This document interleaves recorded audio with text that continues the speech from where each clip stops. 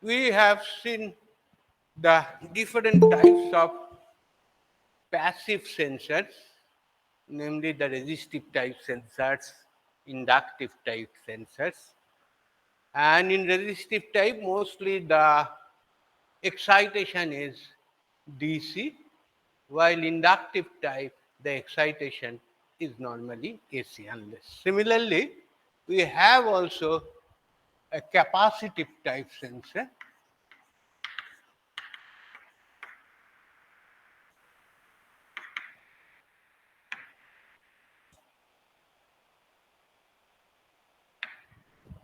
In fact, that's a capacitive type sensor is another type, counterpart of inductive type sensor. You can also see here that it should be mostly AC type uh, excitation. But apart from that, these capacitive type sensors have got major advantages. Number one is small in size. Very small it is, I mean, you can have something which is may not be visible with your naked eye, or like this there. Capacitive type, particularly the MEMS sensor, which is a micro electromechanical sensors, which have to be in feature size in micrometer, so they are not almost visible in your naked eye. Second thing is that readily compatible with IC circuits. In fact, they can be also a part of the signal processing, signal conditioning circuit there, because we can fabricate a capacitor inside an IC there. Similarly, a capacitive sensor can be inbuilt or maybe outside. We can make it like this. And third one is obviously low power consumption.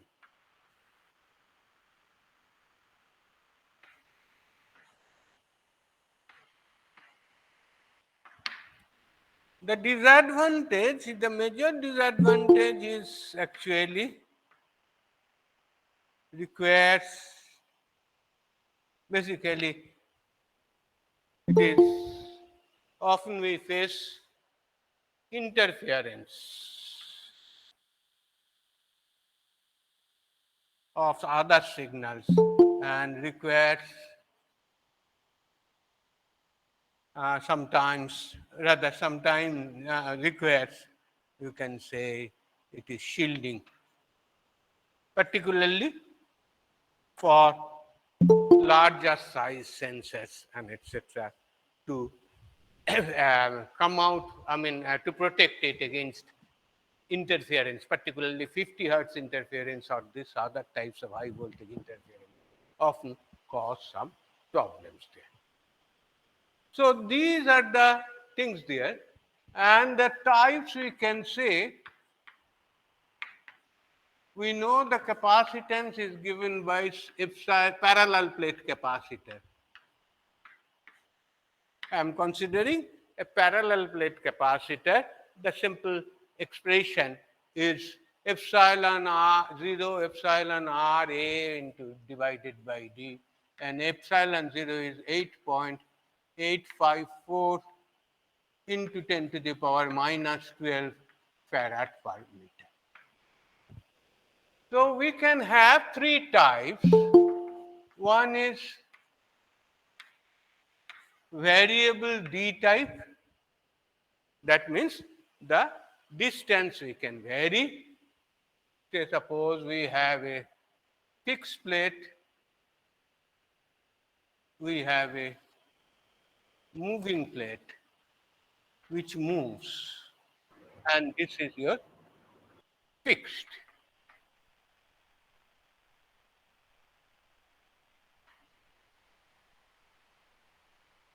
And the gap is d, nominal gap is d. So you can have a simple sensor like this there. And here the nominal d, as I told,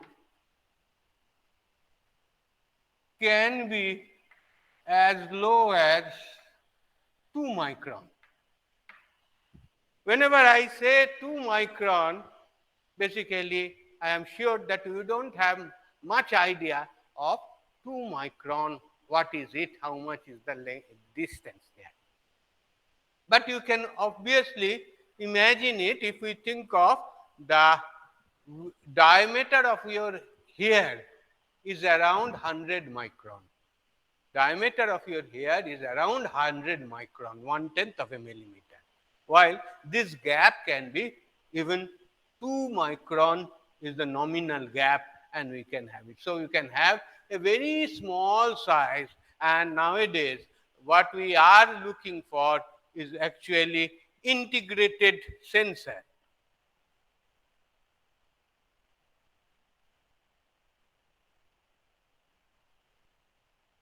Where the sensor, signal conditioning, all the things are integrated and packaged together in form of a small IC or like this.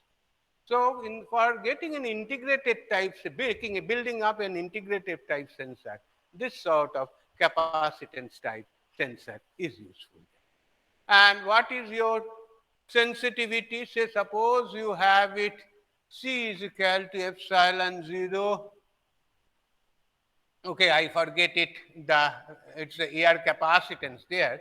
And if D changes to D minus delta D, the gap changes, so it will be C plus delta C is equal to F, okay, I call it C0, I call it, that is a nominal capacitance, F0 A divided by D minus delta D. This I can write it down, F0 A divided by d into 1 minus delta d by d. So it is equal to C0 into, if we can take the binomial expansion, it would be 1 plus delta d plus divided by d plus some higher order terms. So provided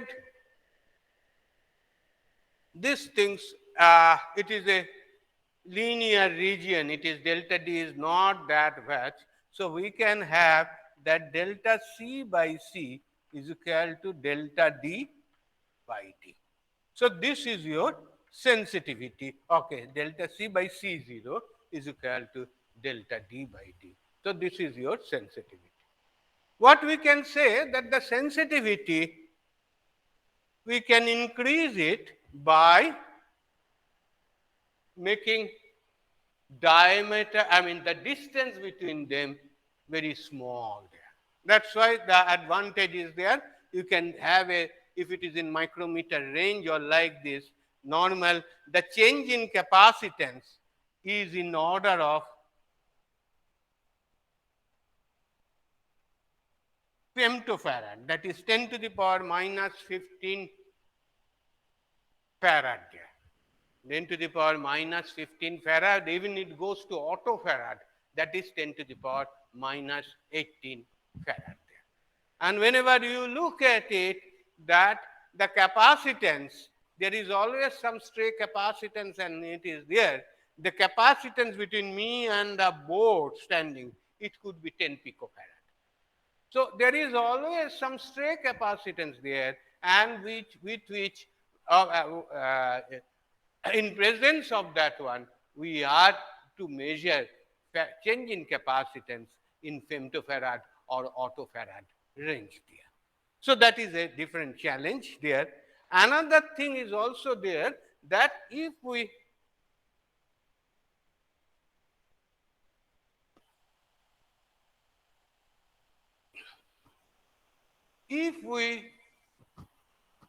go for smaller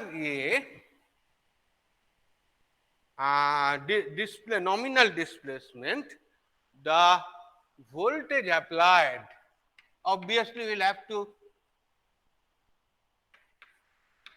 apply some voltage, should be such that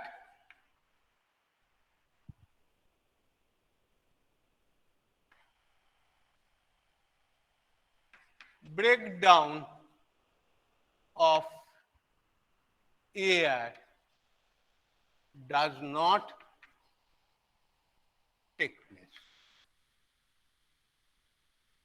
We know the air, if two plates, parallel plates are there, if we apply some voltage here, and there would be some electric field developed. And if the voltage is larger such that the electric field is, the density is 30 kV per centimeter. Most probably this is the figure, you can check it. That is the 30 kV per centimeter is the electric field. Then it should be I mean, if it goes beyond that one, there would be a sparking and shorting between these two. This we cannot allow. So the voltage has to, and naturally, if the a gap between here goes to the micron level, so naturally the voltage applied has to be small, and that has to be carefully selected. So this is what we call it a parallel plate type or variable D type area. And also we can have a push-pull configuration also,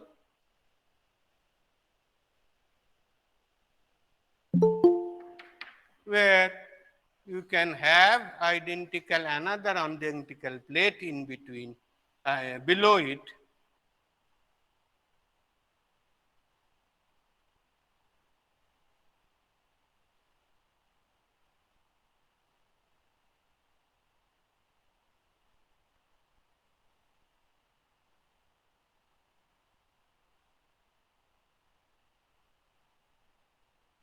So if the moving plate moves up and down, moves up, C1 will increase while C2 will decrease.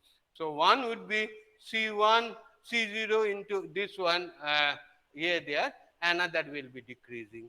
And we have seen there are several advantages of using push-pull configuration, particularly while reducing the nonlinearity as well as increasing the sensitivity.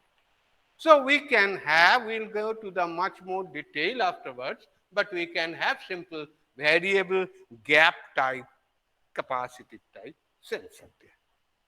Also, we can have another type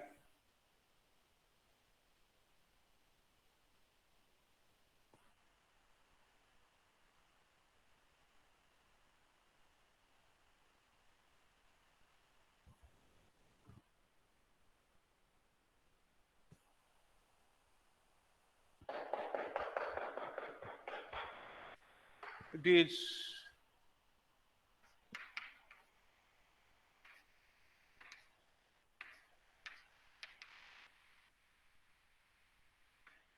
so in this case I can vary the area, keep everything, it's a parallel plate type, keep gap constant, but we can vary the overlap area there. That I can show you that one, there is many other here there, but I can suggest and I can show you one simple configuration. Is I'll call it a variable capacitor, or sometimes it is called gang capacitor. It is something like this, a semicircular fixed plate,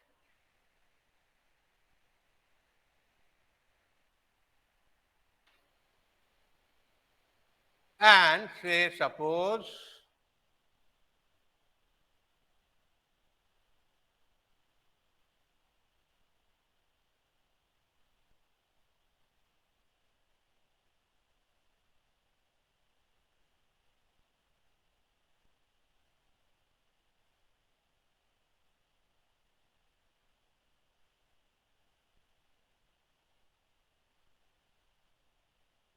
so this is one moving plate which can rotate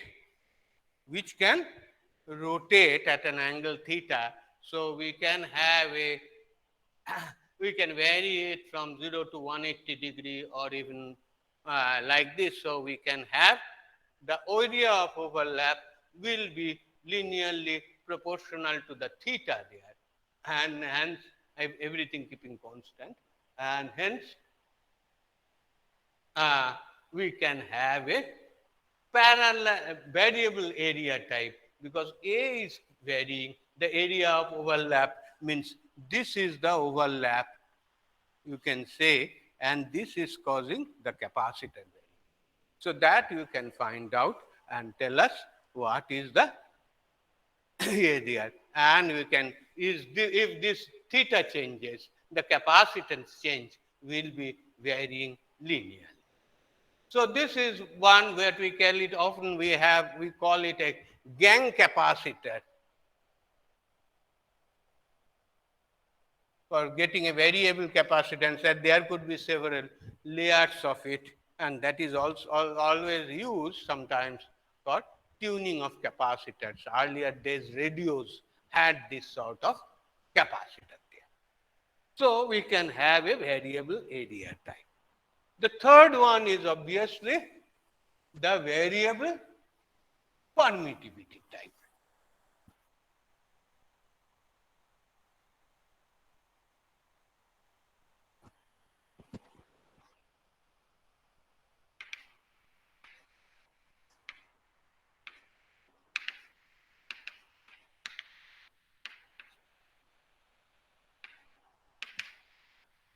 Where we have a, say, suppose a tank which is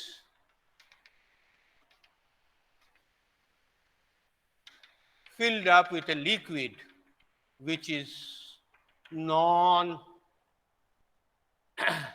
non-conducting electrically, and I place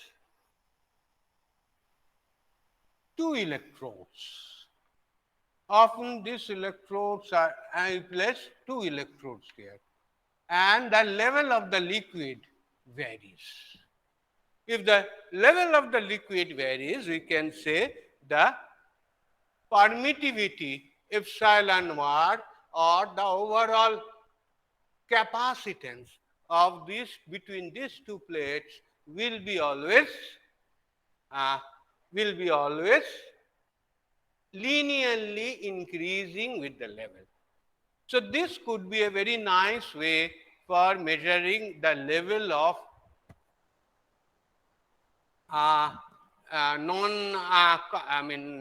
non-conducting liquid like this. Often we use some sort of for level measurement. We often use some sort of cylindrical type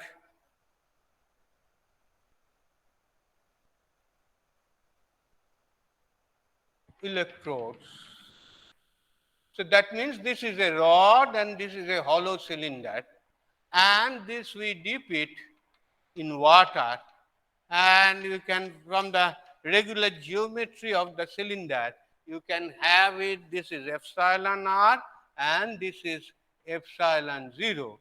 So you can have a capacitance which we can calculate and find out what is the value of the capacitance with label to the, say suppose the total height is capital H and this height is small h there. So based on this, if h is fixed, we can, as the level changes, we can vary the value, vary the capacitance will change, and so both of them are metallic. So this is a copper and this is also a copper there. So we can vary the H, and the capacitance will have a linear change. It linearly change with the level of the of the liquid. This is good for non-conducting liquid there, particularly in steel plants and etc., where we have to measure the liquid oxygen level measurement, or liquid hydrogen, or those sort of liquid gas measurement. Often we employ this sort of capacitance type sensor for measurement of level there. We can also use it often with the for that level measurement if you know overhead water tank there. But only problem is that if it is water, then you must remember, okay, we'll come to it afterwards. We must remember that water is a, you can say water is a dielectric, and the epsilon r of water is equal to around 80.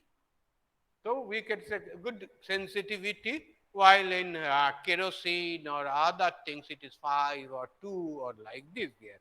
It has got a good sensitivity there. So it can be measured with for water level measurement, but the problem may be there. Water is a, yeah, it's a dielectric, but also it's an weak conductor also. That means we can say it is equivalent circuit is a capacitance, which the capacitance changes with the level, but there is a parallel resistance also. They are very simplified or simplistic yeah there. So representation, equivalent representation of this one, and this is due to leakage current.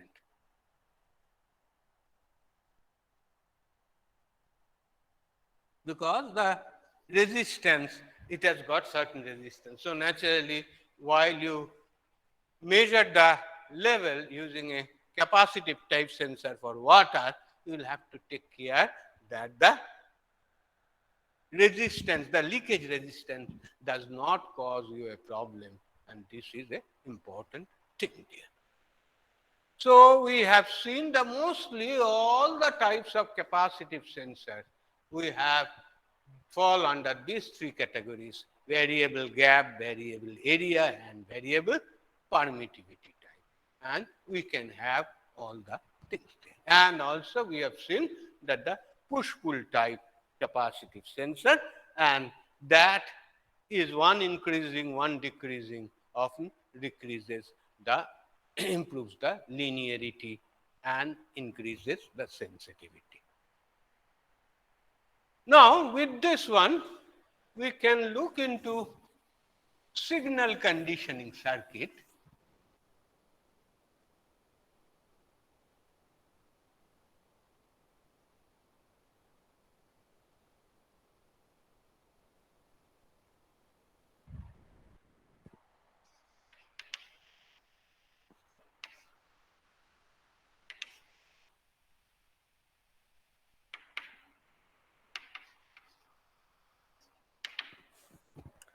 Signal conditioning circuit or signal conditioning schemes and etc. One is AC bridge, one is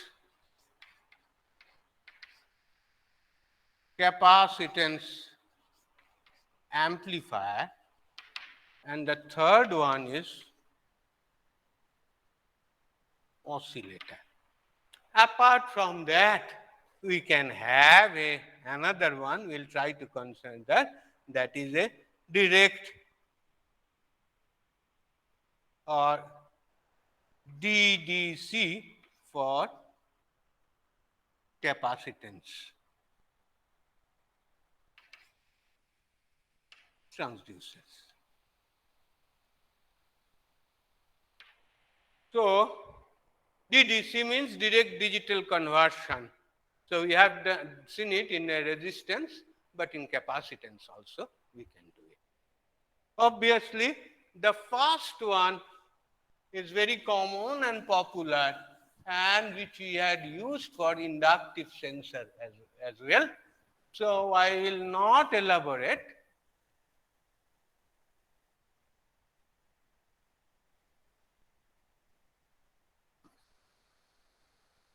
But the second and third we will try to. And second has got several types also, that I will discuss it now.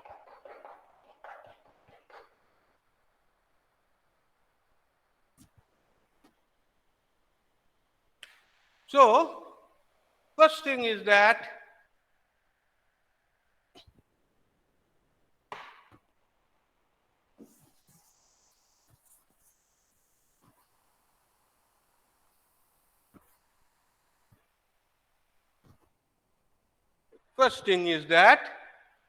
the breach type.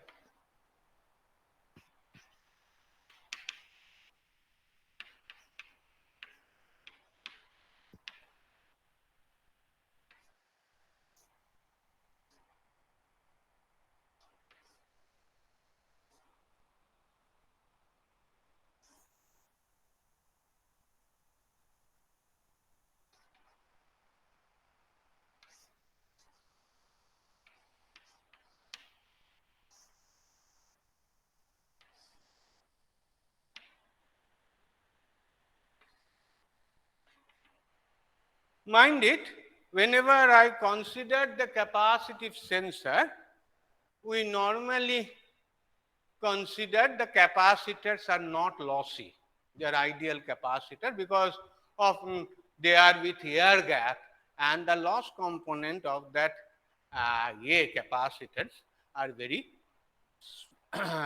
negligible compared to the other area. So, we can easily A there by a capacitance there, but while we discuss about the inductance, the resistance of the coil often has to be considered, but that problem is not there.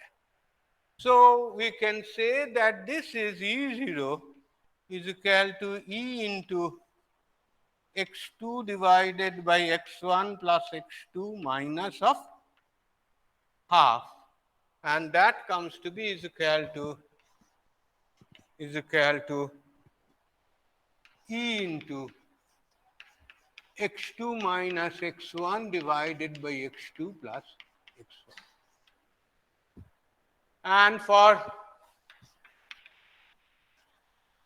variable capacitance type, variable gap type, sorry, not a variable capacitance type, variable gap type,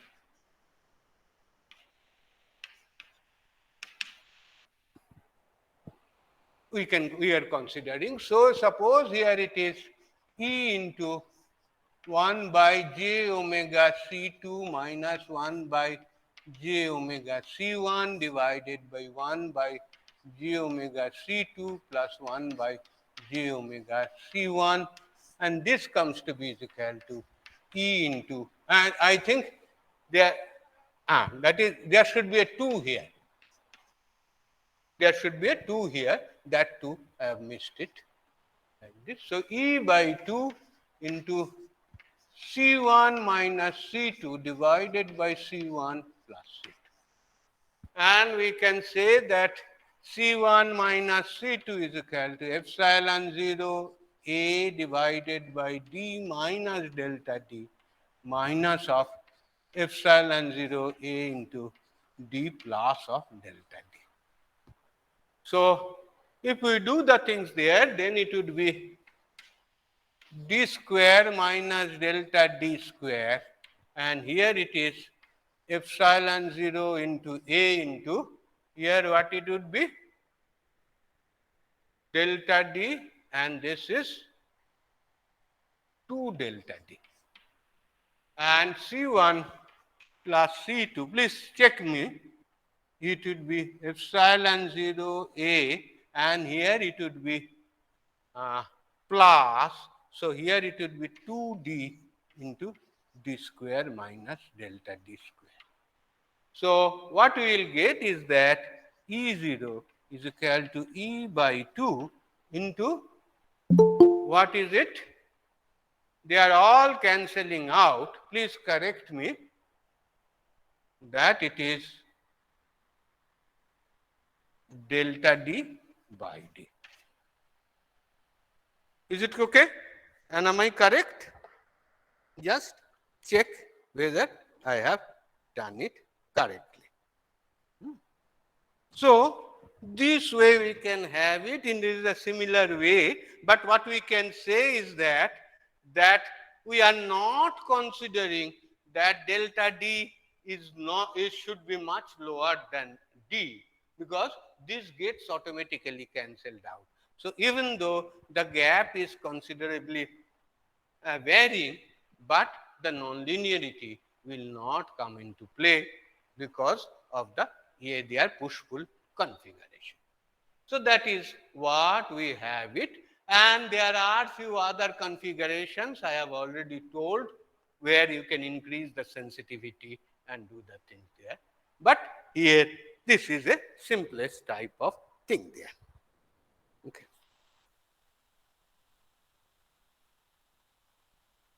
Before I think I would be first discussing the oscillator type after the bridge, then we'll go for the capacitance amplifier. So what we can say that compared to the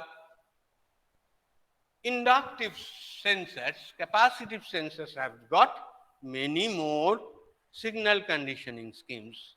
And because capacitive sensors find much more in use, so naturally, depending upon the requirement, they require many of the behavior. So the oscillator type I will first consider.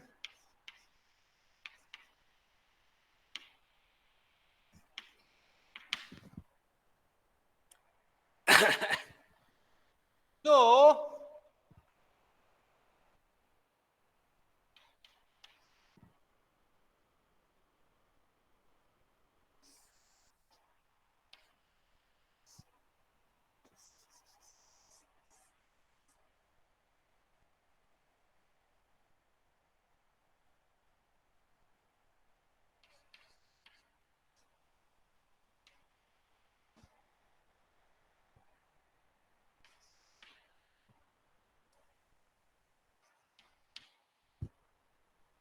are you familiar with this circuit? Are you familiar with this circuit? Any one of you?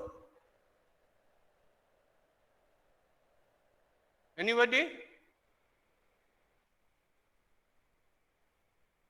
What would be the output, V0?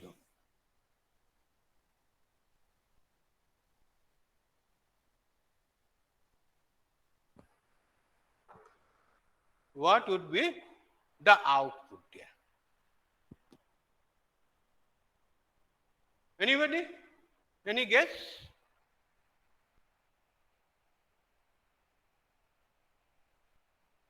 Say, suppose what we are seeing, it's a, this part is a potential divider, and say this part is a potential divider, and this is fed to the positive terminal there. And this is a negative terminal where this R and C circuit is being used here, and this is given to the negative terminal. So suppose V0 is equal to, say, let at t equal to 0, V0 is equal to, say, V, okay, capital V plus capital V. So, because you know this is a plus capital V voltage there. So, at t is equal to NT. So, here the voltage here is that K into V, where K is less than 1. Because this is 1, R1 and R2 depends upon that how much feedback you are given. K is nothing but R2 divided by R1. Now, suddenly, if it is a plus V1 there, so what will happen? Then this circuit will try to charge the capacitor. This RC circuit will charge the capacitance. And mind it, this is a comparator configuration. We need not bother that these voltage and this voltage must be equal. They are not. In fact, any positive feedback circuit, if we employ most of the cases, they are not at all VADR. So, you don't have VADR. The capacitance is charging. Okay? And if the capacitance is charging, what will happen? The voltage Vc will go on increasing. And if the Vc goes on increasing, say suppose the Vc will go on increasing like this there. Initially, I just considered everything was rest and it was at 0. Now at this one, Vg is going on increasing. Now, at a time when this Vc is equal to K into V, okay, this is V, K into V, then what will happen? If it crosses, Vc crosses K into V, then what will happen? This negative voltage is more than this positive voltage. If the negative voltage, so when Vc t is greater than, just greater than or equal to plus V, then what will happen? This voltage, negative terminal voltage, is more than the positive terminal. And as soon as this one is more than the positive terminal voltage, actually then V0 will become plus of V. So basically this plus V is not, basically it is VCC approximately we can say, because it will be always switching between plus and minus. And again, sorry, it will be minus V, because this is negative, it is more than that one, and this will be negative voltage. And if it is negative voltage, then definitely this voltage is also negative, and the capacitor will try to discharge through this part. And the same thing will happen. Again, it keeps on comparing this voltage and the feedback voltage Vf. And whenever there is a shift on this one, there would be a transition. V0 will transition will be plus V or to minus V. So as a result, what will happen is that this is your V0, we will get it. The amplitude will be plus V and minus V. You can fix it because you can put some Zener diode, and like this, it could be plus VCC or minus VCC, or it could be by using some Zener diode. You can put it at some Zener diode. You can refer to any analog electronics book or even the Cedra Smith or Millman Grable there, you will find it out nicely there. And naturally, there would be like this. And this one, what will be at this point, the capacitance voltage will be like this. This is your VCT. The capacitance voltage will be changing like this. I am not deriving it. You look at the book and try to find out and derive it and get satisfied. But you can see that frequency generated, frequency F,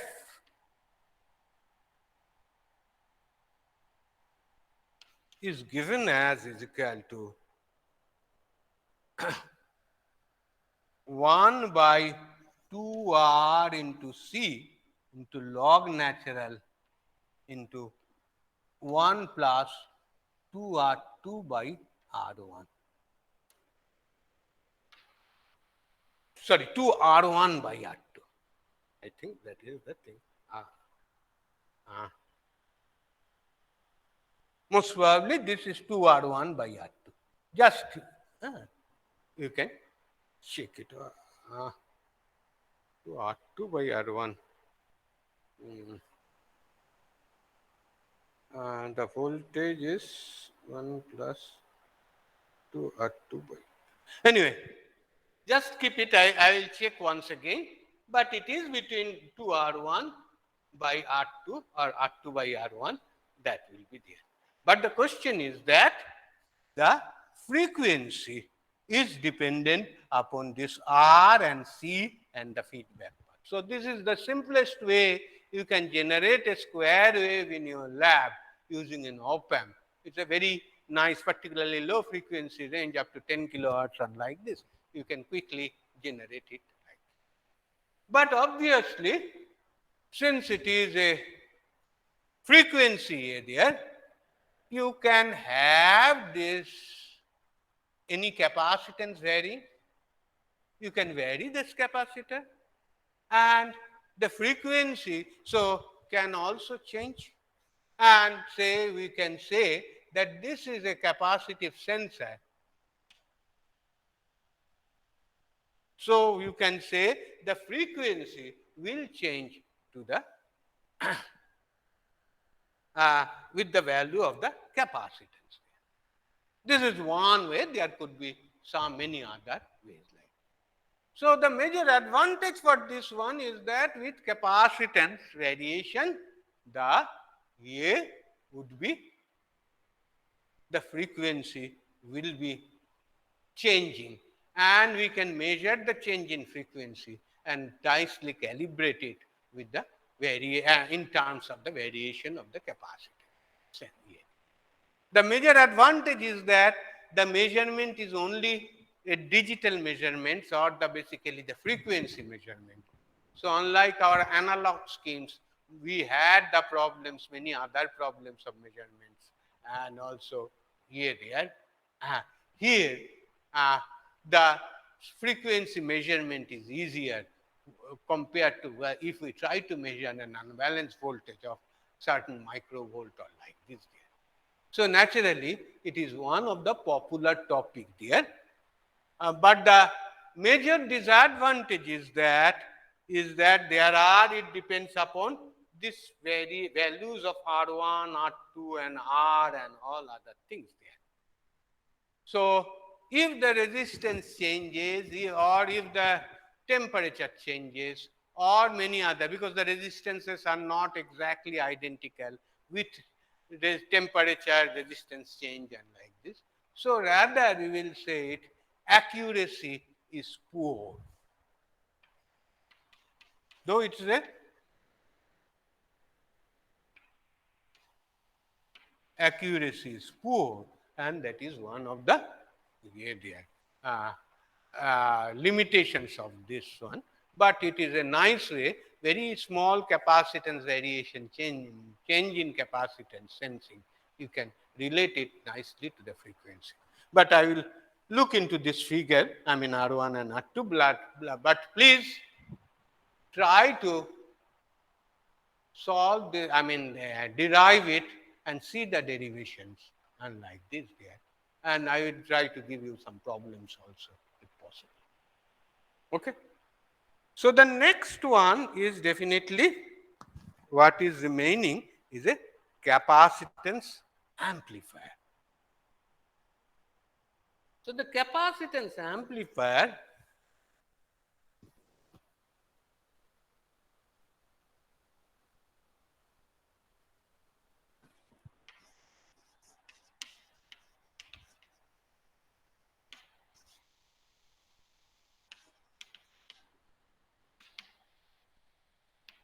so first,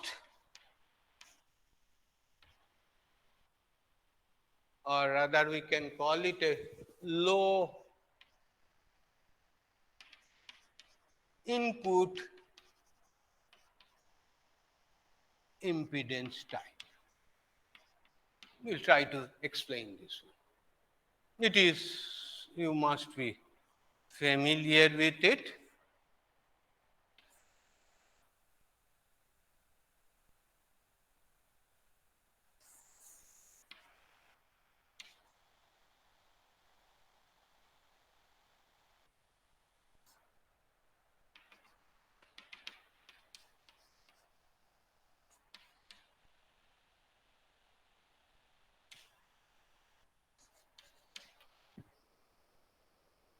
This is a capacitance amplifier, we call it.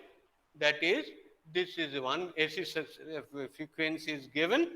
This is a fixed capacitor, but this is your sensor. That is the variation of the sensor. That may be due to level, pressure, or many other type of things there. So you know that this V0 is equal to minus of XCX divided by, oh, sorry, I would have to make it not this one. This I call it C2, and this is, I make it Cx. So here it is xc2 divided by xcx into E.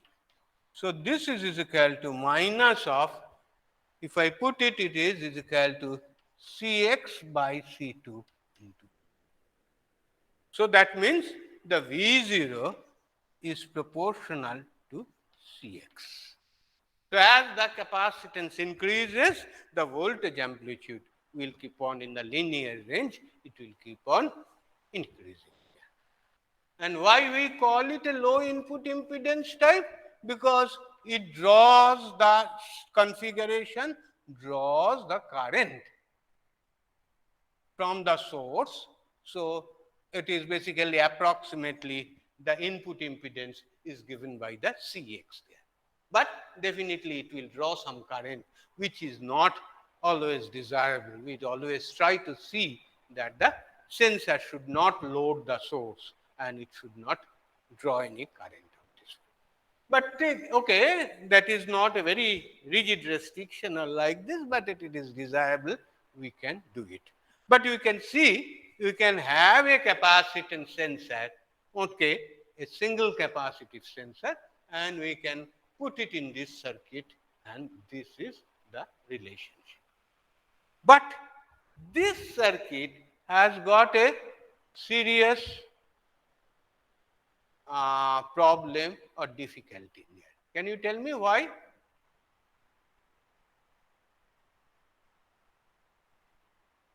This circuit, as it is not a good circuit, not a very practical circuit, and always you don't have to use it. Any idea?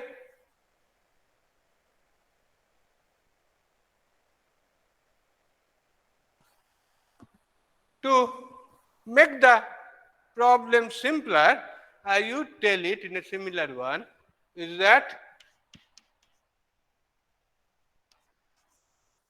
an integrator.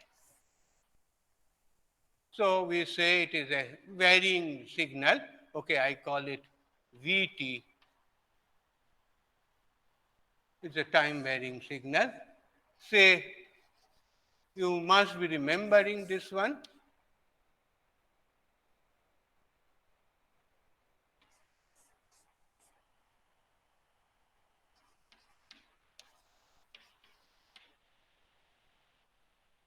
Okay. So whatever be the voltage, it would be integrated. If it is a triangular wave, it would be a square wave there. If it is a sine wave here, it would be cos wave or like that. But this is not a practical circuit. Why? This is not a, this is very important for all of you to understand analog electronic circuits, and like this. This is not a practical circuit. Why? Say suppose I have it, often I can make it a connected switch. That means I disconnect the switch. And op amp is excited, we are giving plus VCC, minus VCC or like this there. But we know op amp always have an I offset current. That means, okay, or if you call it IB1 or I bias current, I can put it. I bias current. At the two position, there is always some bias current would be flowing if we go for the non-ideal op amp. And this ideal op amp, if there is some bias current here, where this bias current will flow? The bias current has to flow through this path. This is, for example, IB2, it is going to the ground and like this. But this gas current, I make it, this has to flow through this path there. There is no way out. But what is IB1? This is a DC current. This is a DC current. So naturally what will happen, if a DC current passes through a capacitor, it will charge the capacitor. And finally, what we will get, that this voltage will be becoming saturated. Saturating this capacitor and like this. So naturally, if it gets saturated, this will not work as an integrator or any other way. So naturally, what is more important, most important point is that to prevent the op-amp from getting the saturated gas. To prevent the op-amp from getting saturated. Because if it is saturated, then even though I put these things there, this saturation, this will not work and it is difficult to come back there. So what I wanted to say is a capacitance. Any feedback, if we want to use any capacitive feedback in an op-amp, always simple capacitance, unless you should not use it. But what can be done is that you put a RF, feedback resistance RF. That means it is normally greater than 10 to the power 10 megohm, say. It is given there. So in that case, whenever it is the DC current is concerned, the capacitance is providing a very high input impedance path. So current will not flow through the capacitance, but rather this RF through which the RF will flow and the capacitance, voltage across the capacitance will remain 0 there. And naturally, if it is 0 there, if I switch on there, there is a, while it is AC or time varying signal is given there, they will see this resistance is a much high impedance path. So it will be, you can neglect this part in the while AC there.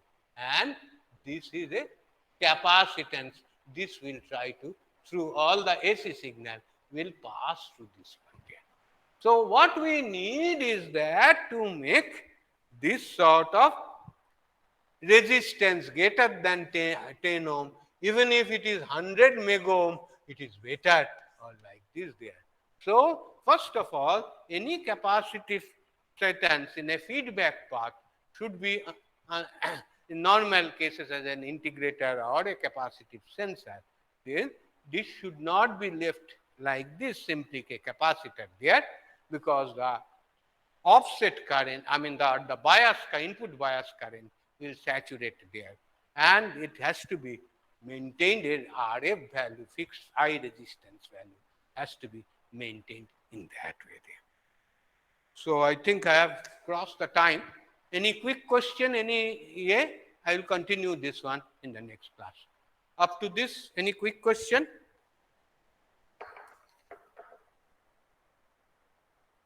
Please go through the books and try to